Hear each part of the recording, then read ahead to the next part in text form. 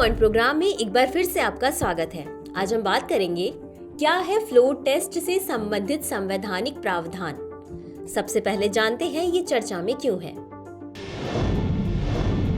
हाल ही में झारखंड में चंपाई सोरेन की सरकार ने राज्यपाल द्वारा प्रेरित फ्लोर टेस्ट का समर्थन करते हुए 81 विधानसभा सदस्यों में से 47 के साथ विश्वास मत हासिल किया है।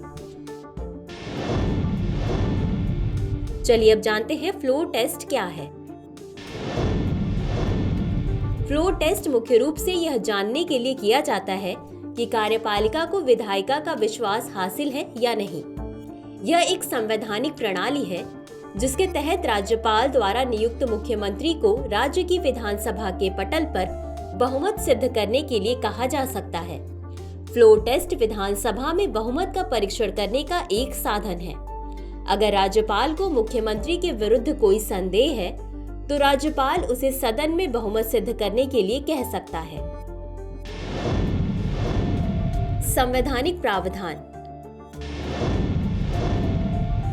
अनुच्छेद 174 यह राज्यपाल को राज्य विधानसभा का आह्वान करने, भंग करने और स्थगित करने का अधिकार प्रदान करता है।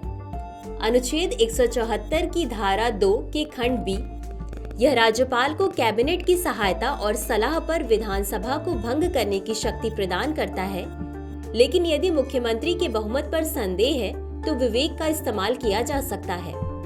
अनुच्छेद 175 की धारा 2 यह राज्यपाल को सदन का आह्वान करने और सरकार की संख्यात्मक सामर्थ्य निर्धारित करने के लिए शक्ति परीक्षण के आयोजन का अधिकार प्रदान करता है। राज्यपाल के फ्लोर टेस्ट कॉल पर सुप्रीम कोर्ट की टिप्पणियां। एस.आर. बोमई बनाम भारत संघ मामला 1994। इस ऐतिहासिक मामले में सुप्रीम कोर्ट ने यह फैसला सुनाया कि मुख्यमंत्री का फ्लोर टेस्ट से इनकार करना सरकार द्वारा अपनी विधायिका का विश्वास मत खोना माना जाएगा। नबाम रेबिया और बमांग फेलिक्स बनाम डिप्टी स्पीकर 2016।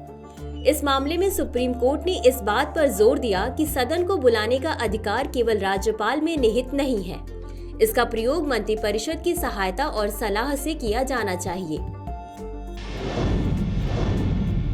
राज्यपाल की विवेकाधीन शक्ति। अनुच्छेद 163 की धारा 1 यह राज्यपाल की किसी भी विवेकाधीन शक्ति को केवल उन मामलों तक सीमित करता है जहां संविधान स्पष्ट रूप से निर्दिष्ट करता है कि राज्यपाल को अपने विवेक पर कार्य करना चाहिए और स्वतंत्र मानसिकता का प्रयोग करना चाहिए।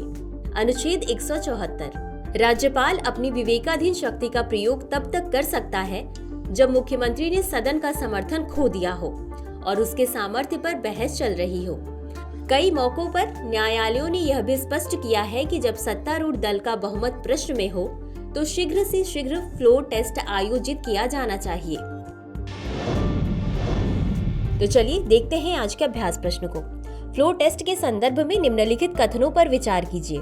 1.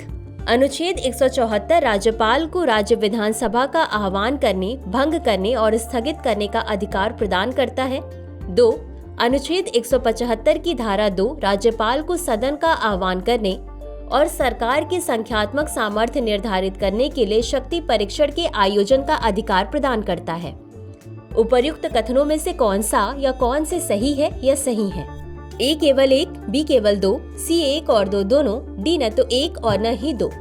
इस प्रश्न का उत्तर कमेंट बॉक्स में जरूर दें। आज के लिए बस इतना ही। शुक्रिया।